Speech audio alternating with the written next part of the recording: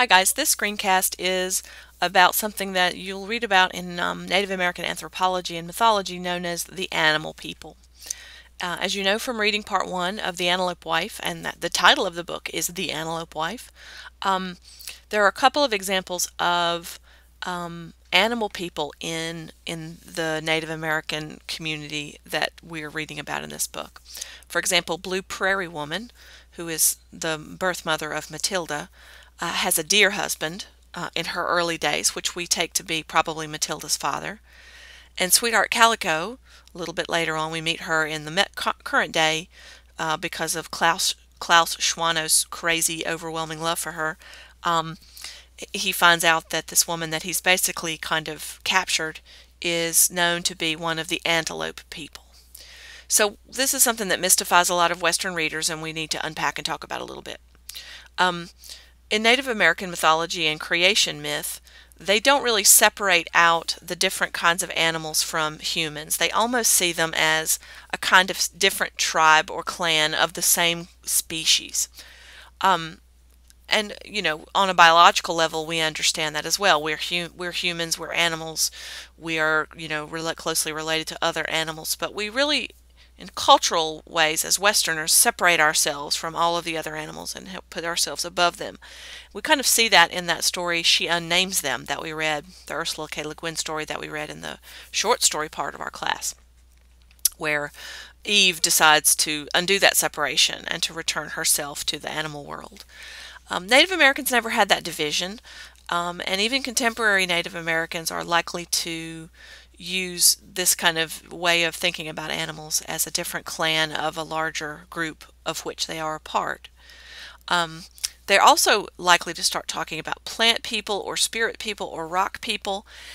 And while they mean that as, you know, that's obviously a rock and that's obviously a bear, they're indicating a kind of kinship with them. I think it's also interesting to note that a lot of the names of Native American tribes, if you translate that name in the language of that tribe, they basically call themselves the people. And I don't know why, but I think that's kind of interesting. So this is a picture of an antelope. Louise Erdrich wrote a poem before she wrote The Antelope Wife, and I'll put it in our module. It's called The Strange People. This is not the poem. This was a little bit of an antecedent to the poem. And you can read it for yourself. But the way that we're looking at this, it's going to be hard, because when we talk about Blue Prairie Woman having a deer husband, the notion that, yeah, it was really a deer is just one we really can't accept on a certain level. So let me encourage you to think about it like this. Think about it as if the deer people were a category of humanity. And we do this too in Western civilization. We do this over here. For example, we use different groupings or different ways of organizing individuals as ways of understanding them. For example, we use gender, sexual orientation, region, even hair color, and ethnicity to make explanations of why humans are different from each other. So we might say something like, oh my God, she's such a blonde, as a way of organizing our understanding of her, of putting her in a box and saying, well, that's the way she acts, she's a blonde. We do it with ethnicity. You might recognize different kind of not regional, but different ethnic categories in your own life. Like you might say, well, that's the Irish in me, or what do you expect from him? He's Italian. Right? I have a neighbor who's married to an Italian, and that's how she explains everything he does. What are you going to say? He's Italian, you know. I think that's similar to talking about Sweetheart Calico as the antelope woman or the antelope wife. She's one of the antelope people. This is the way they are. And you can read up on this at great detail. There's all kinds of stuff online, and it goes into Native American mythology very deeply. So I put this picture up here of a small carved figure that I bought in New Mexico. This is a badger.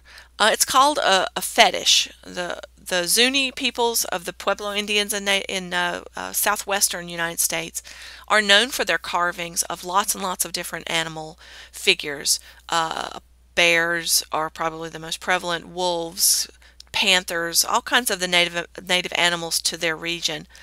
And when you go to a shop, or if you're buying a fetish, this is what happened to me anyway. The shopkeeper said, well, you're supposed to pick the one that kind of calls to you, and that's your animal totem. And I kind of roll my eyes. I'm a Western person. But I looked at all of these beautiful carvings, and I thought, well, I'll pick a frog or a cat or a rabbit. These are things, little, animals that have little carvings and little sit-arounds of from before. But the one that really called to me, and this was surprising to me, was this one. And it's a badger, and it's in the style that of the fetish. This is called a flat badger. As you see, it's very flat. Later on, I found out that badgers symbolize tenacity and passion, and that badgers flatten themselves in the way of this little figure when they're ready to attack. So that was interesting to me, and I thought, wow, I don't really think of myself as a tenacious and attacking person, but maybe there's something to that. So you can read up about animal totems and animal fetishes and the whole mythology of animals in Native American cultures. If you ever read any Native American legends or stories, they're all over. And it's not a signifying of a fantasy that a person would be walking on the prairie and a buffalo would talk to them. They don't see it in the way that we do. If we had that in a realistic Western story, we would think, okay, somebody is either having a fantasy, sleepwalking, or this is metaphorical and symbolic, or they've taken drugs.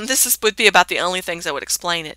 But in Native American writings, it's kind of taken as a everyday kind of occurrence. And so we have to come up with a way of dealing with that. So I hope for you, as you read and think about this, you'll think of it in the way that I've suggested, that we as Westerners make attributions to people based on things like their hair coloring or their ethnic background all the time. And this is just in some ways another category of that. It also relates to the use of something called magical realism, which I will collect some resources for you and we'll talk about it. But I expect there'll be a lot of questions, and if there are, I hope you'll listen to this screencast and see if it can help you make some sense of things.